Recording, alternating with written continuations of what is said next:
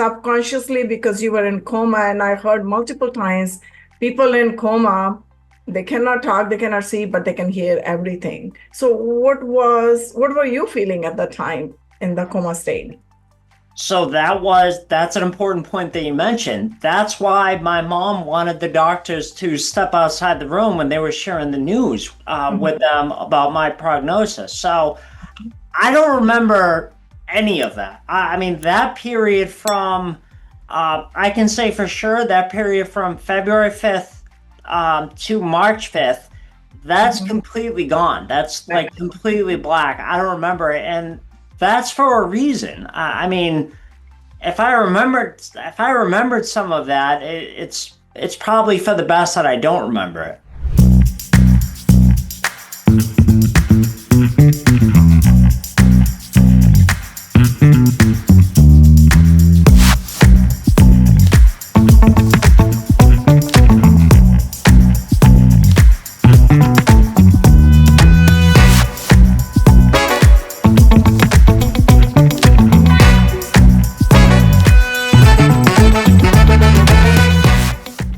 Today's topic is From Trauma to Triumph: How the Step System Unlocks Limitless Potential. So, we're going to talk about your story, Nick, today. So, take us back to that pivotal moment that you remember about the day of snowboarding accident, because I read all this in your bio. And how did it reshape your understanding of life? Sure. So happy to dive into that. It all started when I was actually at ski club with my friends, and I was only 14. It was in eighth grade. And my buddies and I had all brought our snowboard gear onto the bus to get ready so we wouldn't miss a precious moment once we got to the mountain. So we got to the mountain, and the rest of the class migrated inside to, in our view, waste time, but not us. We were ready to go. So we headed right for the chairlift. And then on the chairlift ride up, we noticed that, Vinky, that it was very icy because it had been raining earlier in the day. So people were wiping out everywhere. And where the chairlift went, it was actually right over the terrain park where all of the jumps were. And I knew as soon as I saw it that I had to go off the biggest jump in the terrain park. I mean, there wasn't even a doubt in my mind of, maybe I should be careful. Like, I was definitely doing that. So I got to the top, buckled into my snowboard, took a breath of that crisp winter air, and confidently charged towards that jump with all my speed. And going into the jump, I caught the edge of my snowboard, and that's the last thing that I remember. So I was told that I landed on my head and I wasn't wearing a helmet. So after the fact, there were three things that really I credit for being able to be here today and tell this story to you and your listeners. The first thing was I didn't have a helmet on. However, the pair of goggles that I had on were very thick. That were either, I don't even know if they were on my over my eyes or resting on the top of my head. They were thick with a lot of padding.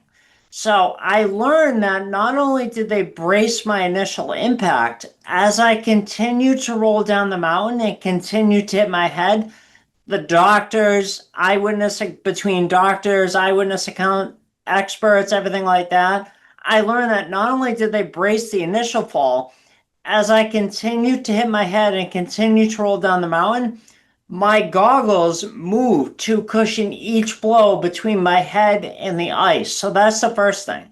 And the hospital wanted to send a helicopter to the mountain to rush me to the hospital because of the severity of my injuries. And they couldn't because it was too windy. So they had to send an ambulance. And out of all the paramedics in the area, there was only one who could intubate right on the spot. And I needed that to be able to breathe. Lucky for me, he was one of the paramedics that showed up to the mountain that day.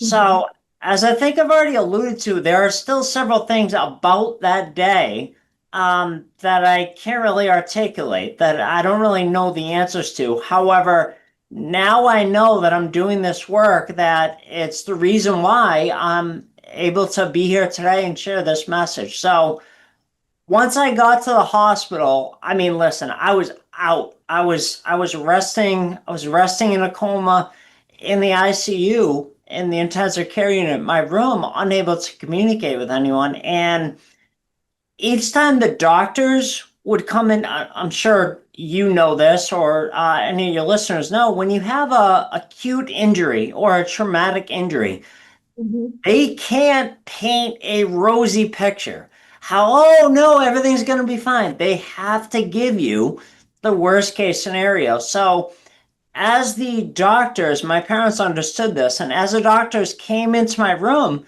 they started to share the not so good news, not so good news, not so good news in front of me. And because they were just doing their job. However, my mom stopped them and she said, no, no, not in front of him, because she understood that even though I was in a coma, I was still taking in information. So she made the doctors step outside my room, my hospital room, and that's when they shared that they weren't even sure how long I was going to be in the coma. And even if I came out, there was a good chance that I probably wouldn't be able to walk, talk, or eat on my own ever again. And to my parents' credit, they took the information, thank the doctors, and then allow me to treat it like any other situation. So this was no different than any of the challenge that I had faced in my life. So what that enabled me to do, because none of this information got through to my mind, whether subconsciously or unconsciously, I still really confuse those. Anyway, not important, not important. They what this enabled me to do was just treat it like any other situation. So I was in the coma for 3 weeks. It was a partially induced coma because I had swelling in my brain and they had to wait for it to come down. However, I don't remember a month. So it was a month after I was, because I was coming off the drugs and medication from that partially induced coma. So it was after a month I was transported to a rehab hospital in Boston, and that's where I began my journey. And it was right about this time that I think my memories started to come back. Fuzzy at first, like I remember things vaguely, but then they really started to come back. And it was right around this time that I started to use a system unknowingly to not only make a full recovery, but run out of the hospital. And that's what I teach to this day. You alluded to it in your intro when you were introducing me, that I share that same system in one-on-one work with clients and 50 and 60-minute keynotes with people all over the world. That's the STEP system. So, Okay, so I'm gonna interject here for a second. You share with a lot, so I do have a lot of questions. So let's, good. Yeah, yeah, absolutely. Hit me. yeah, let's start from there. I know, first of all, oh my God, I'm sorry to hear about your terrible, terrible accident, and that was like at so young age. And then you mentioned you were in coma for 3 weeks before you were moved to Boston Hospital when you started regaining your memory a little bit. So I'm going to ask you this question. When the doctors told your family that you might not be able to walk again, talk again, or eat on your own, did you know any of this in that 3 weeks time period subconsciously because you were in coma? And I heard multiple times people in coma, they cannot talk, they cannot see, but they can hear everything. So what were you feeling at the time in the coma state? So that's an important point that you mentioned. That's why my mom wanted the doctors to step outside the room when they were sharing the news with Mhm. them about my prognosis. So I don't remember any of that. I mean, that period from, I can say for sure that period from February 5th to March 5th, that's Mhm. completely gone. That's Right. like completely black. I don't remember it. And that's for a reason. I mean, if I remembered some of that, it's probably for the best that I don't remember it. Mhm. Okay, that's good. So let's go back a little bit more now. So when you were moved to Boston Hospital 3 weeks later, and then you started regaining your memory, what were you feeling at that time? Share with us, what was going on in your mind? It's like might be so much chaos, like, oh my God, what happened? Where I am? I really don't remember a month. I mean, I think it was about a month after my accident that I was transported to the rehab hospital. And originally I was transported onto the third floor, which was reserved for the most critical of cases. And I really hardly have any memory of the third floor because they were in the process of taking me off of all the drugs and medication from that partially induced coma. I mean, I just to give you an idea, I still had a long road to go. I mean, the most I could do was sit up in bed, supported by three nurses for only, I think it was 8 minutes at a time. And after that, I was sweating profusely, like I just ran a marathon. And I mean, that didn't, what you're referring to, the doubt, um, didn't really enter my mind at that point just because I just had to deal with it. Um, Oh. I just had to deal with what was in front of me. And what that meant for me at the time was just getting up, both literally and figuratively, because I was originally in a fully supported wheelchair, and then I graduated to a regular wheelchair, then I think a walker at some point, at one point, all the way to walking again. Um, but it was just, I got up every day and dealt with what was in front of me. I didn't really have a choice at that point.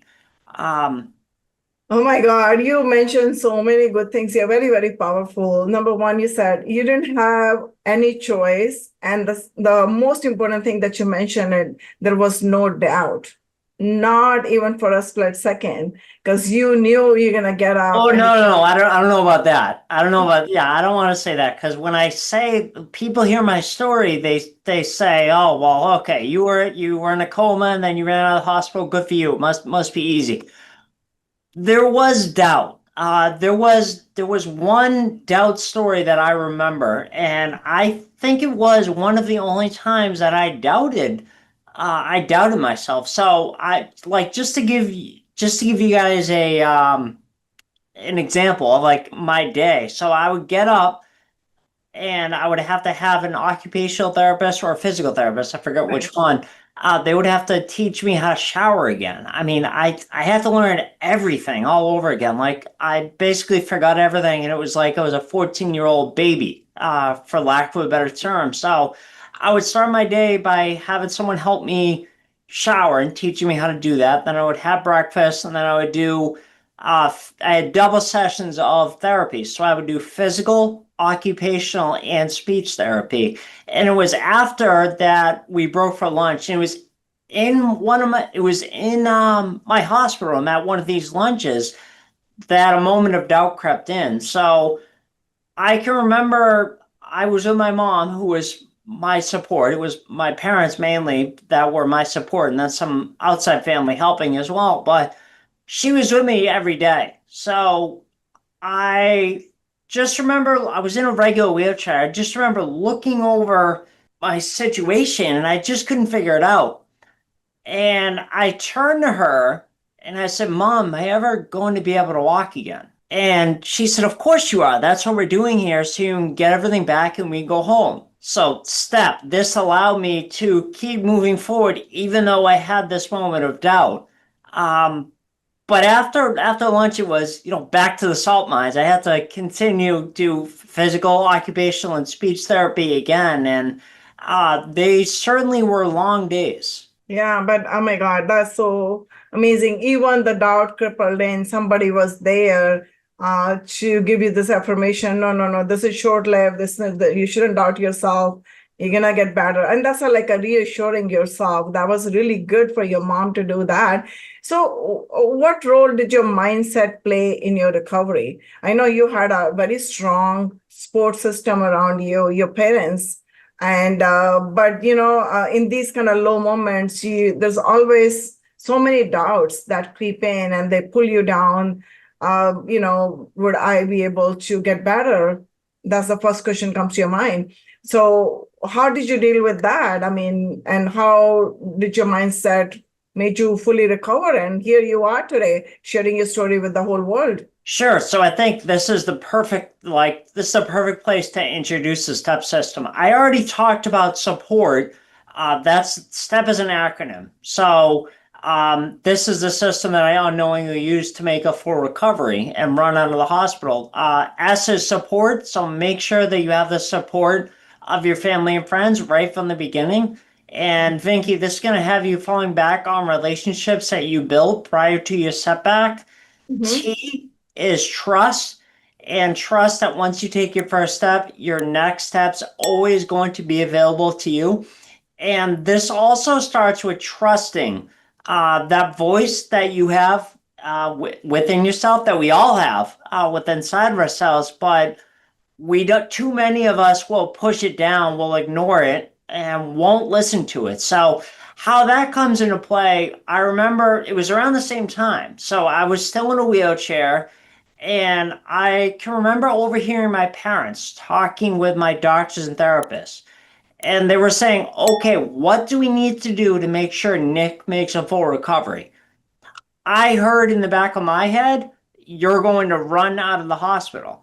So I was able to communicate that to my parents and the rest of my team because if you remember, I wasn't able to talk. It was like a whisper at best or mouthing words, but I was able to communicate that. And then running out of the hospital became our common goal. So what I'm doing right now is just giving like a 10,000 foot view of the step system. And then if anyone's interested at the end, I can give them ways that they can go and download the whole step system. So E is energy. So maintaining your energy allows your body's natural ability to be able to heal itself. And medication has the potential to get in the way of that. And then P is persistence. So once you take your first step, keep getting up every day and taking your next step, no matter how small. By continuing to move forward every day, you are building an unstoppable momentum. So if you fast forward less than 60 days later, after being transported to the rehab hospital, I realized my goal of running out of the hospital. And it wasn't like my work was done after that. I had to, I remember the school had actually said, I was in eighth grade at the time, the school knew about my accident. The town and the school were very supportive. However, they were like, oh, no, no, just you take the summer off and take this time in the spring and summer and rest up and go to your rehab and everything, and then come back and do eighth grade again next year. I was like, I don't want to do that. So I um I graduated with my class and I had to be tutored even though the school year was still going along. My class wasn't where I was, so I had to be tutored in school. Then I would get picked up at lunchtime. I would get to have lunch with my friends and my classmates, and that was like the highlight of my day. Then my mom would pick me up and we go to outpatient therapy. I had to do physical, occupational, and speech therapy for 6 months of outpatient therapy. And yeah, it was definitely a long road. I had even though I walked with my class at graduation, I had to continue to get tutored all summer long, 5 days a week, in order to continue on to high school with the rest of my classmates. And looking back on it, it's a little surreal that only 18 months later, I got my start. Well, let me back up. So when you're younger, I'm sure you can relate to this. When you're younger, time is compressed. So if you look like 6 months, 12 months, 18 months out, it seems like a lifetime. That's true. However, it's not that much time. It really isn't. So, looking back, and it took someone reflecting it back to me within the past several years for me to realize this is that they said, okay, you got in your snowboarding accident, you were in a coma, then you ran out of the hospital. Um, you started knocking on, you got your start working in real estate only 18 months later after finishing your rehab from your snowboarding accident. That was And commendable, actually, 18 months only. That's a very short time period. yeah, But the thing is, for you, that was the longest time period ever because you're yeah, recovering for such a big trauma, you know. It's like, say, time is again, is relative. It's not like kind of set in stone for same for everyone or every situation, you know. For some people, time goes like this, like you're talking about the age too when you're young, that mhm, time you see time as different. When you get older, you look at time as like a different scenario and a different yeah. perspective, you know. So in your case, if you look at it, bouncing back in 18 months, that was like a really big highlight, or say kudos to you for doing that. So I'm going to turn the question a little bit here because to get along with your story. So, you told us your step system. So how does your system translate beyond your recovery into business, into relationship, and even wealth building, because you did something in real estate as well. So share that with us.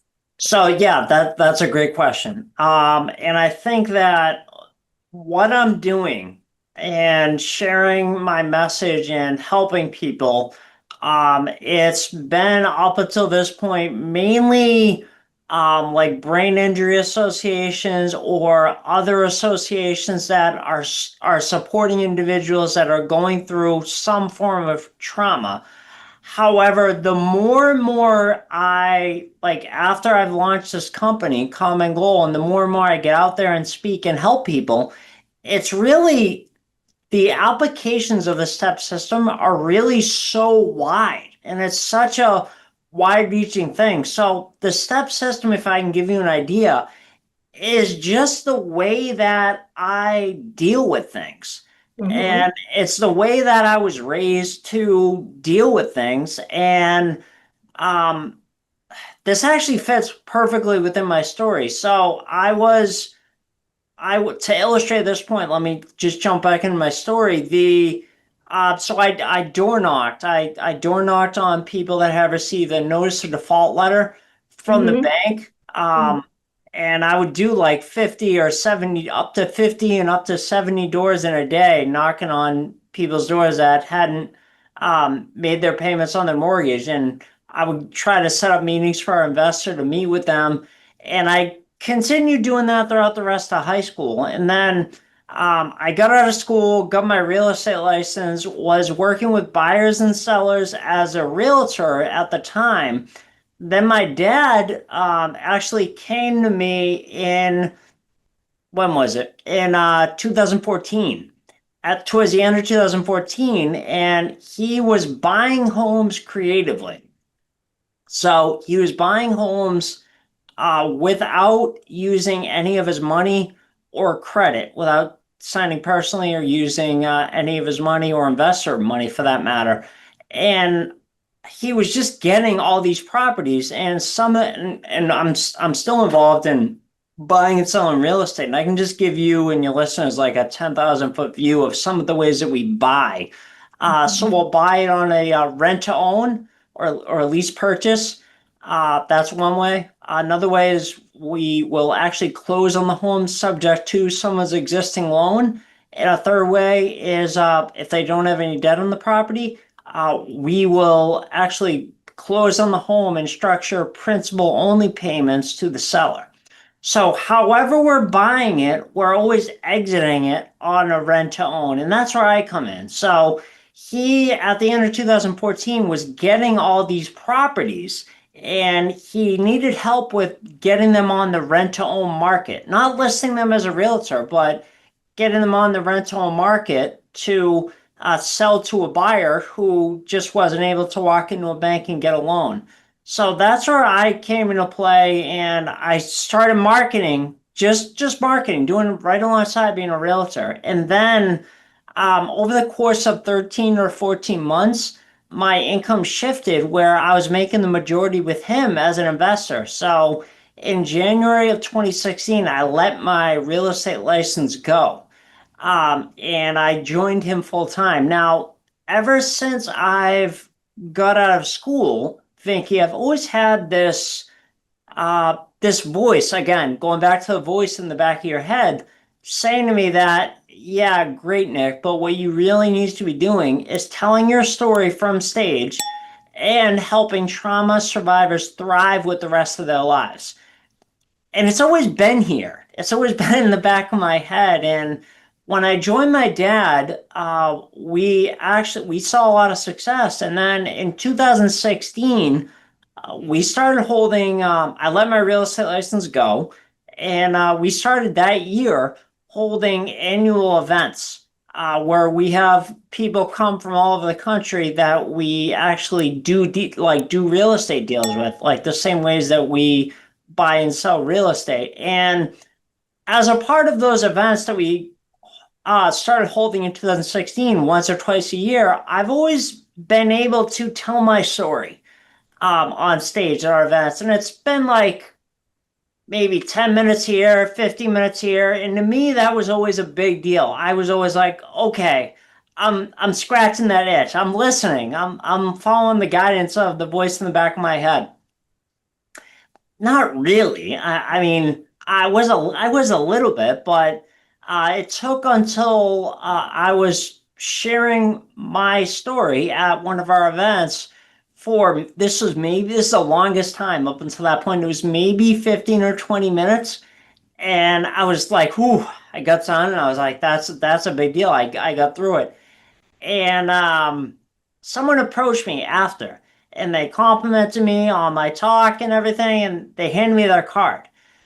They said, if you're ever looking to fine tune your message and bring it to another level so that you're able to have maximum impact and help the most amount of people, I can introduce you to a few coaches and mentors that have helped me along the way. Mm-hmm. Well, I wasn't ready yet because I was going through I was in the final throes of going through a voice issue that I developed in 2012, and I don't think we have enough time to get to it today, but maybe at some point in the future, if you'll have me back, I'll dive into that. But so anyway, I wasn't ready yet. My voice was like really strained. That's how it sounded. It didn't feel like that, but that's how it sounded. So I was still going through some issues in my voice, but I always hung on to her card. And finally, I waited until May of 2021 and I reached out to her. And I said, okay, I'm ready. Who should I talk to? She introduced me to her mentor, which became my mentor, Trisha Brooke. And ever since that first conversation with Trisha, there has been no voice, Vinky, in the back of my head. So what that's evidence to me of is that I'm doing exactly what I was put in this earth to do. So I had a call with her and I shared what I was looking to do. And I said, do you think that's possible? She said, yes. I said, all right, what should I do? And she said, the speaker salon, which is you commute to New York City for 6 weeks in a row. And then on the final week, you get to perform your talk that you work on for 5 weeks with me and up to 10 or 15 other speakers, a 10 to 15 minute talk for event planners, event organizers, TEDx organizers, podcast hosts, people who are looking for speakers to book to their stages, and you get to perform it for them. So she said, that's 25,000. I said, yes, 100%. I was able to like get that together over a couple weeks. And then working with Trisha was amazing through the speaker salon and being on stage at the Triad Theater in New York City with her for 6 weeks in a row. And during that time, she pitched the idea to me of what it would look like to work with her one-on-one. She said that she specializes in working with speakers to help them build out their speaker platform. I, Vinky, I didn't even know what that was. I had no clue. Mhm. Like I said, the longest I talked to that time, maybe 15 or 20 minutes. And I thought that was a big deal. Um, Now I know exactly what that was because so she said that's 75,000. And I said, I don't have that underneath my mattress. So I have to figure it out, but give me a week. And Mhm. I went and applied for financing. I got approved, and 6 days later, I sent her the money, and I worked with her from January to the end of July of 2022, and she was the one who actually helped me launch my company, Common Goal. And with her going back and forth, I wrote a lot of my talks and a lot of the information that I'm sharing today that I now share 50 and 60-minute keynotes with brain injury associations and other organizations that work with individuals that are dealing with trauma. And I'm just starting to branch out and into business. And because really, that was a really long answer to your question, I but know, but that was a really good answer. And then what I got out of that was, how mentors are so important in our life, no matter what phase you're in. As soon as you find the right mentor in your life or the right person to work with, it's like a total new chapter of your life. So at this time, we'll talk about your common goal business as well. But before that, I wanted to ask you one question.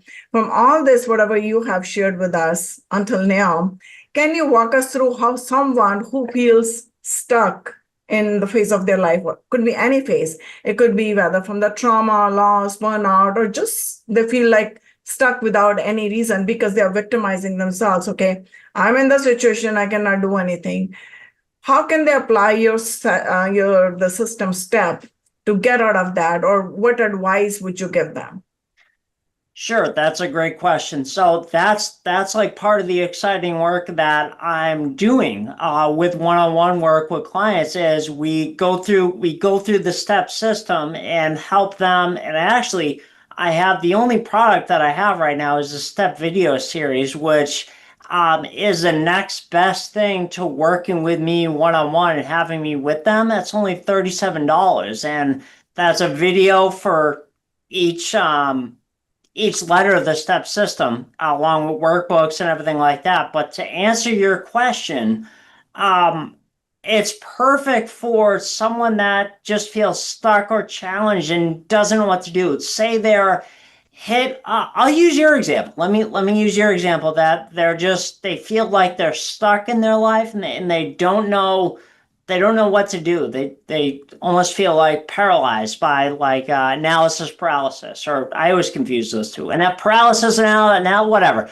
Um, the great thing is about the step system is you can just look at it and make sure, and they all have to be equal: support, trust, energy, and persistence. You can't be giving one more attention than the others. It doesn't really work that way. So, first off, you're going to want to make sure you have your support lined up.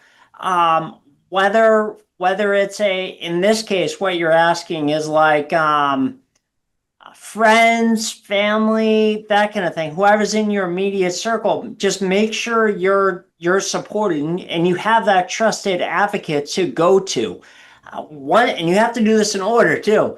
Once you have your support lined up, then as long as you have your support lined up, you can trust that once you take your first step towards it, you're next towards whatever direction you're feeling. And we all know what direction we should be taking. Just a lot of us will doubt ourselves where we don't want to trust ourselves. But we all know what we should be doing, or let me say, most of us. I venture to make an educated guess that you do know what you should be doing. So, any if you have that feeling, even baby steps towards it, even little baby steps towards the direction you think you should be taking, because once you've taken that first step, your next step's always going to be available to you. And then as long as you're following the process, energy, For me, this is so interesting because energy has really evolved over the years for me.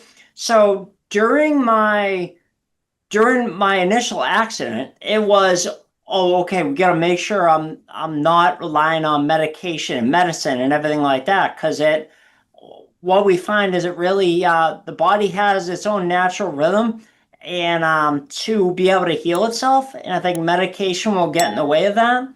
However, once you're beyond a traumatic acute injury, you really want to focus on taking care of your energy. Some of the ways that I do, for example, is like with exercise, recovery, and like walking, just is a simple one, and then meditation. So that's the way you set yourself up. And I know we don't have time to talk about it today, but I have a talk that I did. I've done it a few times, but I did it a few times last year. It was called My Introduction to Stillness Was a Coma. And that talks about how meditation, how you can develop a meditation practice wherever you are. Like any level that helps you develop that and start. The most important thing is start. So then it evolves. Like now, also my energy is doing all these kinds of natural treatments and therapies. Like tomorrow, for instance, I see a practitioner, a massage practitioner for something called myofascial release, or if no one's familiar with that, it's craniosacral therapy, where they go through and release tension from your whole body. And then I get that once a month, and then I also get Tui Na, which is a form of body work, which also helps goes through the body and releases tension. So that's how I take care of my energy now. And anyone that feels stuck, your challenge is this is a great thing. This is a great practice to make sure you have that in your life. I think the world would be a better place if everyone was getting Twi9 and myofascial release That's regularly. true. So it's a very good thing that you said that you have to conserve your energy. You shouldn't waste it on the unimportant things. It's not necessarily just the physical energy. What I was trying to say is your mental capacity too, or your intuitively the things that you're doing. Because if you're always in the chaotic mind, like jillion trillion thoughts, you just caught up in that, entangled in that, you're never going to figure out what is right for you, what is wrong for you. And then you made the comment earlier, like most, first you said everybody knows what is right for them. Then you corrected yourself. Then you said most people know what they need to do, because a lot of people, they are just living in their mind and they are entangled within their thought process and they think this is it.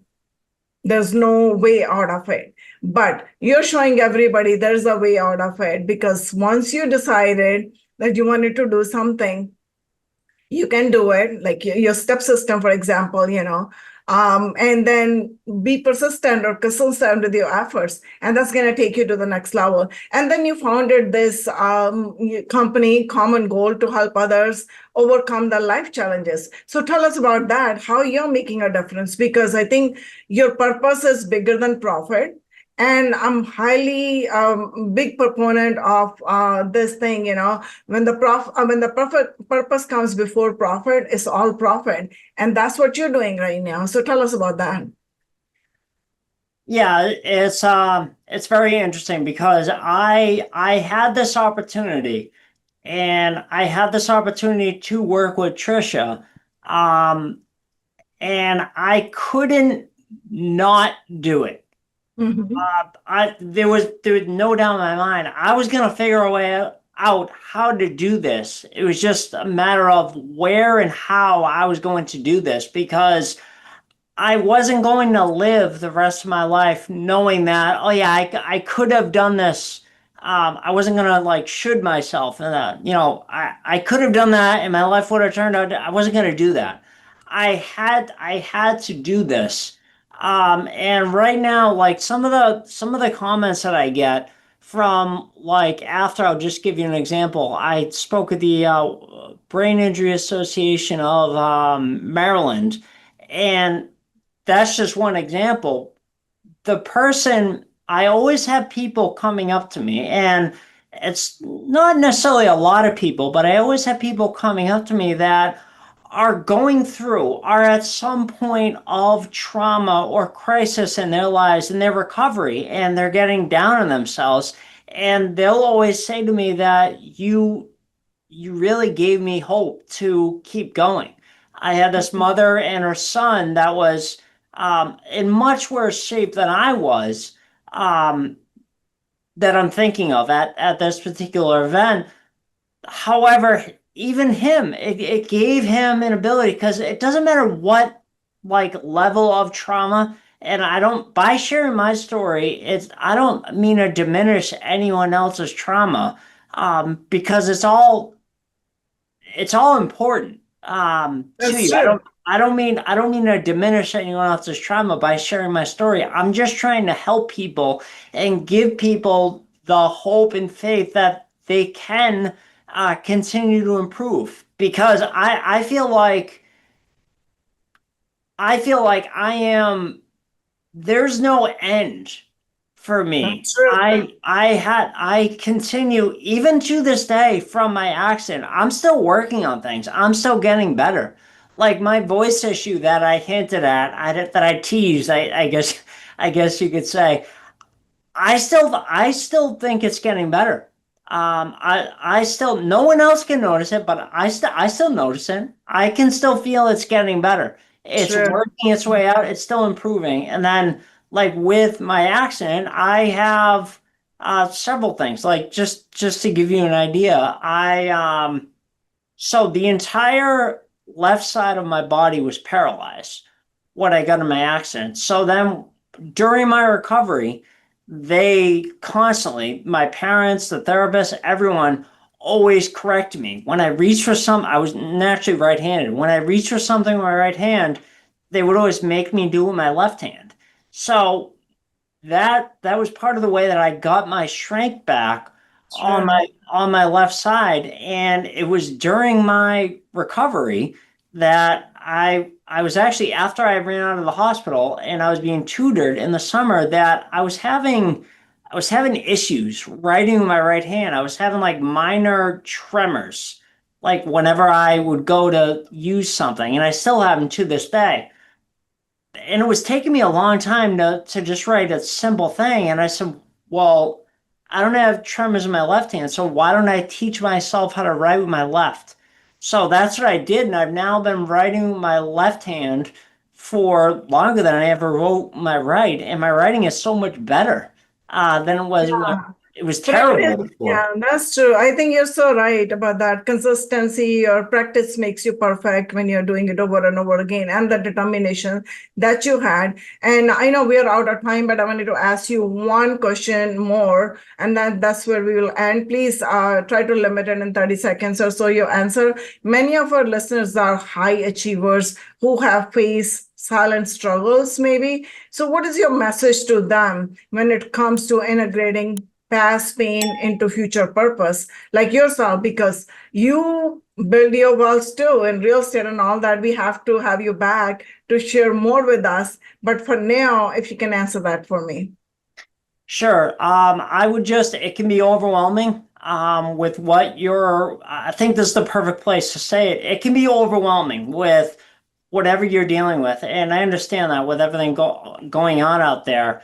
And I feel like a great first step uh, is downloading the step system for free. And you can do that by going to nickprefontaine.com/step. And then I also mentioned a little bit about the real estate aspect of my story. So if that resonated with anyone and you want to learn more, you can go to our website, smartrealestatecoach.com/mastersclass.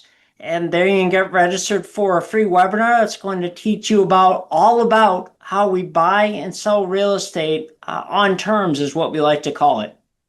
Thank you so much. I was going to ask you that question later, but anyways, thanks for sharing that with us. So, what a powerful journey, and then from healing to helping others to rise now. I love that. This brings us to our rapid fire round. I'm going to ask you 5 questions. You're going to answer it in one word or one sentence only. Okay.